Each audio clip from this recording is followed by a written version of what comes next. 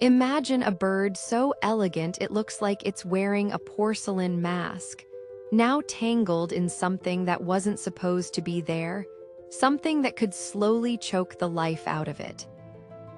Out on the wetlands of southern Africa, there's a bird that moves like a living sculpture. The African spoonbill, snow white, slender, with that unmistakable spoon-shaped bill, it sweeps through shallow waters in a rhythmic, almost meditative motion. For centuries, these birds have thrived here, nesting in reed beds, raising their young in peace. But over the last 2 decades, something shifted. A new, invisible predator entered their world, one that doesn't bite or chase but ensnares. Plastic, not floating islands of trash, but the small, deceptive fragments that blend into the water like ghosts.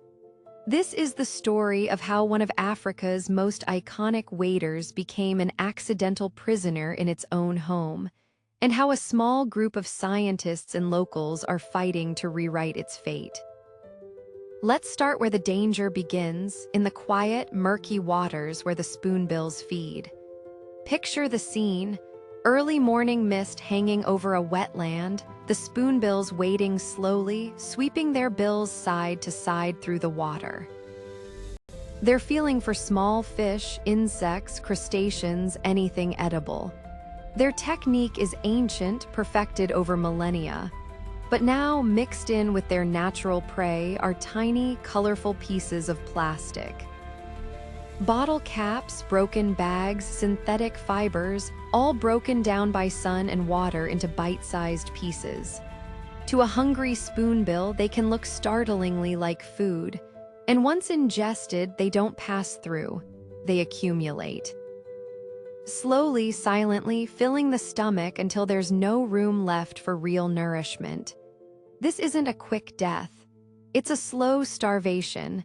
A bird that feels full but is actually empty, weakened over weeks, unable to fly, to breed, to flee from predators.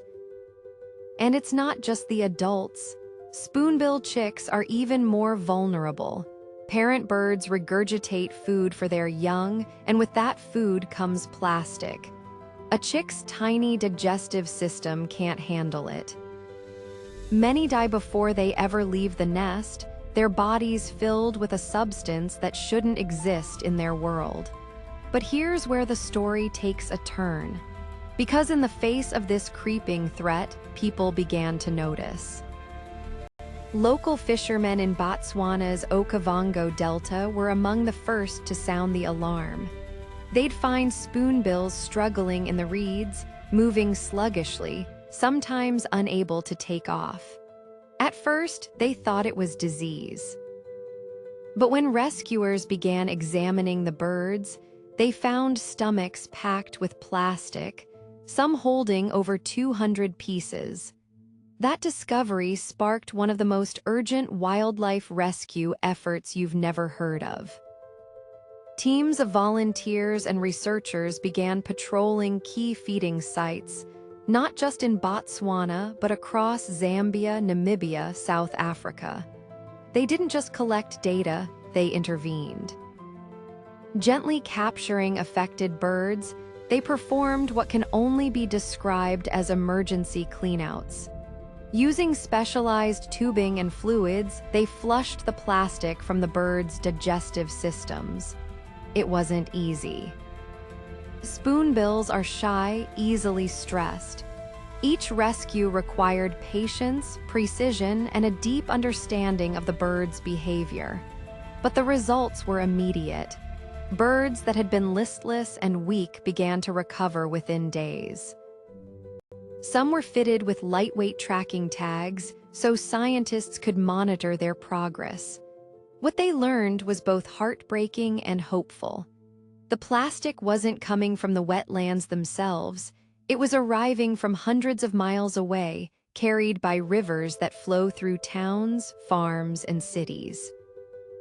To save the spoonbill, they had to tackle the problem at its source.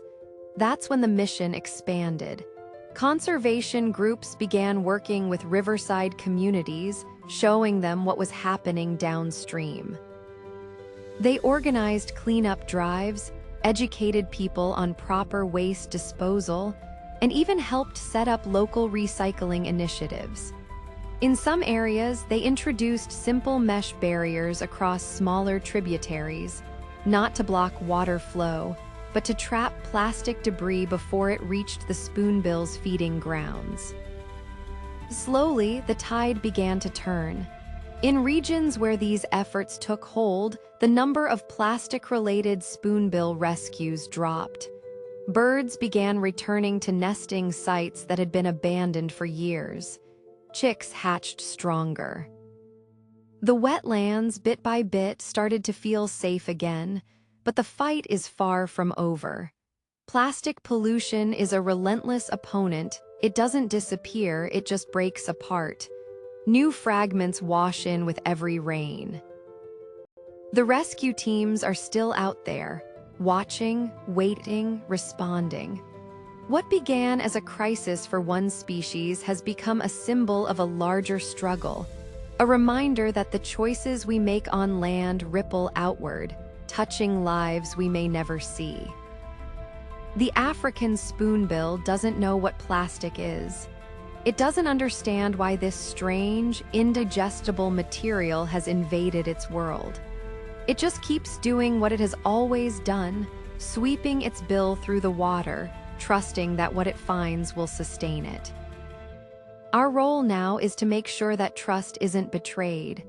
If this story moved you, share it. Awareness is the first step toward change. And if you want to help protect species like the spoonbill from plastic pollution, support organizations that clean rivers and restore wetlands. Because sometimes, saving a species starts with cleaning up its home.